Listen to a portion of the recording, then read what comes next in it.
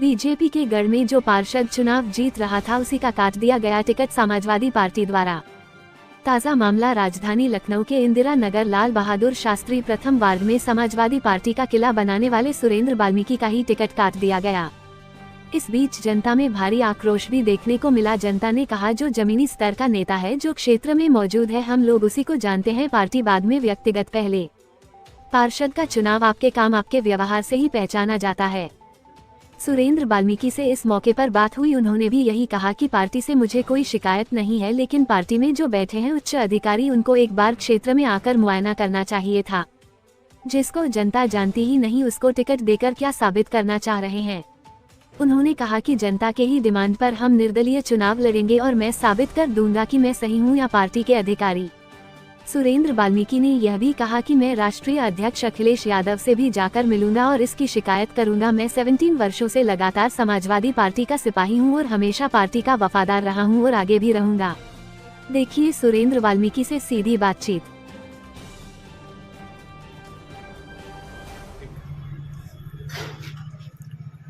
उत्तर प्रदेश की राजधानी लखनऊ के इंदिरा नगर लाल बहादुर प्रथम वार्ड में इस वक्त मौजूद हैं। आपको बताते चले कि यहाँ पे एक बीजेपी का पूरा गढ़ है, लेकिन एक पार्षद जो थे समाजवादी के पार्षद होते थे, उसमें सुरेंद्र वाल्मीकि जी। उसके बाद समाजवादी पार्टी ने उनका ही टिकट काट दिया। मतलब समाजवादी पार्टी जैसे देखें लगातार स्तर गिरता जा रहा है, लेकिन कुछ लोग ज़मीनी स्तर के जो नेता हैं वो लगातार काफ़ी सालों से मेहनत कर रहे थे। यहाँ इससे पहले 2 बार चुनाव भी जीते थे समाजवादी पार्टी से, लगातार यहाँ का मजबूती प्रदान कर रहे थे, लेकिन समाजवादी पार्टी ने इनका टिकट काट दिया। आइए जानते हैं कि टिकट कटने की क्या असली वजह है और यहाँ की उसके बाद किस तरह से तैयारी कर रहे हैं। जी नमस्कार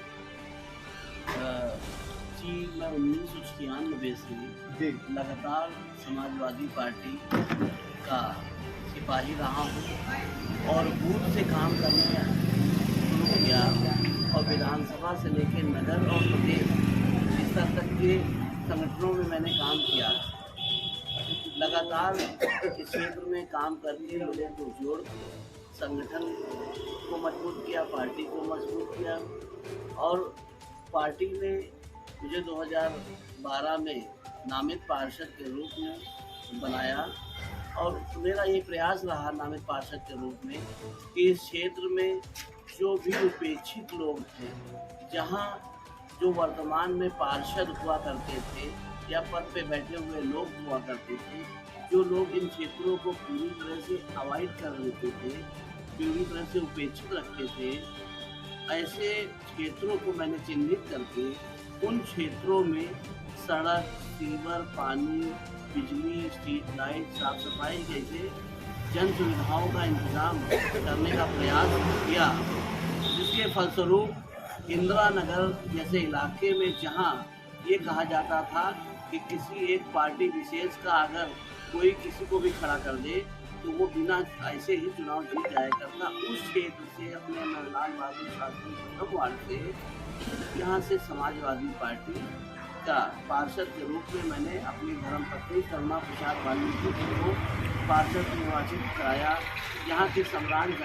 लोगों की और जनता के सहयोग से लगातार काम कर रहा था। क्षेत्र में जनता मेरे साथ कंधे से कंधा मिलाकर खड़ी थी। मुझे राष्ट्रीय अध्यक्ष जी के निर्देश हुए कि जो भी वर्तमान में पार्षद है किसी का भी टिकट नहीं काटा जाएगा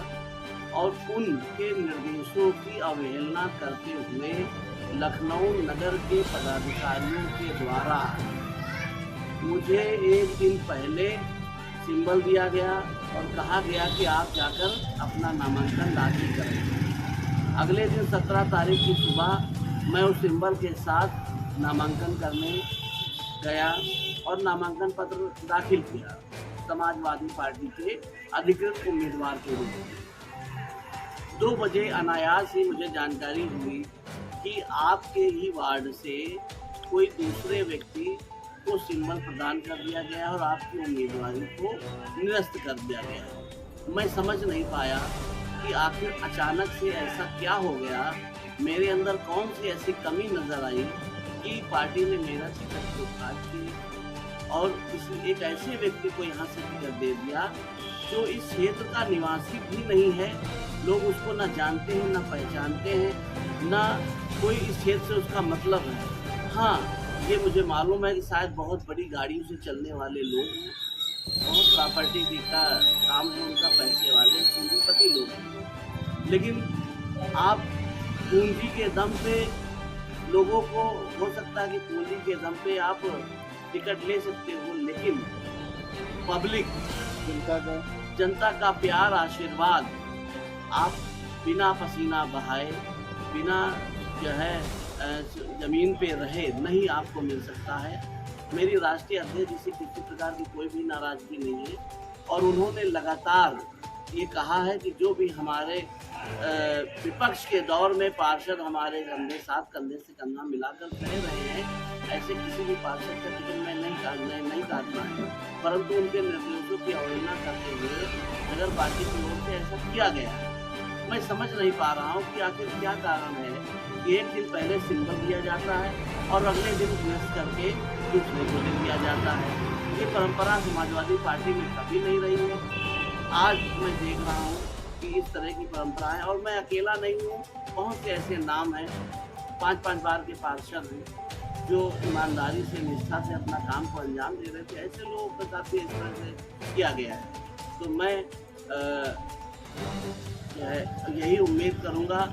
कि जिस तरह से हमारे लाल बहादुर शास्त्री प्रथम वार्ड की जनता ने मुझे अपना प्यार, आशीर्वाद और सम्मान दिया है, उस प्यार और आशीर्वाद और सम्मान के भरोसे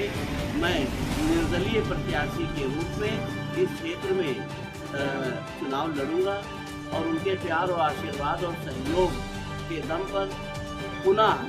मुझे भरोसा है कि मैं पार्षद के रूप में निर्वाचित होऊंगा, और चुनाव के पश्चात मैं राष्ट्रीय अध्यक्ष माननीय अखिलेश यादव जी से अवश्य मिलूंगा और उनके सामने अपनी सारी बातों को मैं रखूंगा कि जिस तरह से, अगर इस तरह से टिकट का वितरण किया जाएगा तो आने वाले समय में पार्टी की स्थिति बहुत अच्छी नहीं होगी। लेकिन मेरा राष्ट्रीय अध्यक्ष जी के प्रति पूरा मान सम्मान है, पार्टी के प्रति मैं पूरी तरह से मान सम्मान और वफादार हूँ। अगर जो कोई निर्णय ये गलत हुआ है, मैं जनता से यही अपील करूँगा कि इस निर्णय को सुधार करने का काम हमारी क्षेत्र की जनता करेगी, और हम लोग कहीं जाने वाले नहीं है, समाजवादी पार्टी के मजबूत सिपाही हैं। क्योंकि ये भी पता चला कि पार्टी में टिकट आपका काटा, आपने मान गए, लेकिन यहाँ की जनता ने आपको कहा कि आप चुनाव लड़ो। जी, मैं जैसे ही मुझे ये पता चला कि मेरा टिकट काट दिया गया है, मैं जनता के बीच में गया, लोगों से मैंने कहा कि भाई मेरा टिकट काट दिया गया, आप बताओ मैं क्या करूँ। लोगों ने कहा देखिए टिकट काट दिया गया है तो क्या हुआ, पार्टियों से भी कभी कभी गलत निर्णय हो जाते हैं, लेकिन आपने जो काम किया है, जो क्षेत्र में मेहनत और परिश्रम किया है, उसके आधार पर आपको चुनाव लड़ना चाहिए, और इस निर्णय पार्टी की तरफ से जो गलत निर्णय हुआ है उसमें सुधार करने का काम हम सब लोग मिलकर क्षेत्र की जनता करेगी। ये आश्वासन मिला मुझे, लोगों ने मुझे पर दबाव डाला, इसलिए मैं आज जनता के आशीर्वाद और प्यार के बदौलत और जनता के आदेश के बाद मैं निर्दलीय प्रत्याशी के रूप में चुनाव लड़ रहा हूँ, और आने वाले समय में हम लोग जरूर इस चुनाव में विजय पताका फहराएंगे, और इस क्षेत्र की जनता को मिलने वाली मूलभूत सुविधाओं को उन तक पहुँचाएंगे, लगातार काम करेंगे, मेहनत परिश्रम करेंगे, लोगों का मान सम्मान को बरकरार रखते हुए आगे बढ़ने का काम करेंगे। समाज में एकता और भाईचारा और सामाजिक न्याय के आधार पर एक समता मूलक समाज की स्थापना करने का काम करेंगे, जहां किसी तरह की कोई भी न गैर बराबरी हो, न कोई ऊंच नीच हो, न किसी जाति के आधार पर, न किसी धर्म के आधार पर, न किसी भाषा के आधार पर, न किसी लिंग के आधार पर कोई भेदभाव हो, न कोई अन्याय हो, न कोई अत्याचार हो। ऐसे समाज का निर्माण हम सब लोग मिलकर करेंगे। अच्छा, जैसा कि यहाँ पे कई पार्टियां अब चुनाव लड़ेंगी, आप निर्दलीय है, बीजेपी है, कांग्रेस है, समाजवादी, आप पार्टी भी लगातार है, तो अपने सामने किसको आप देख रहे हैं प्रतिनिधि? देखिए, ये पार्टियां लगातार, मैं 3 चुनाव लड़ चुका हूँ